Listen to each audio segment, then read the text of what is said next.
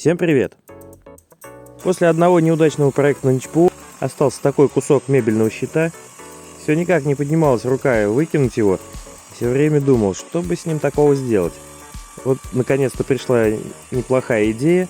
Предлагаю посмотреть видео до конца и узнать, что же в итоге получилось.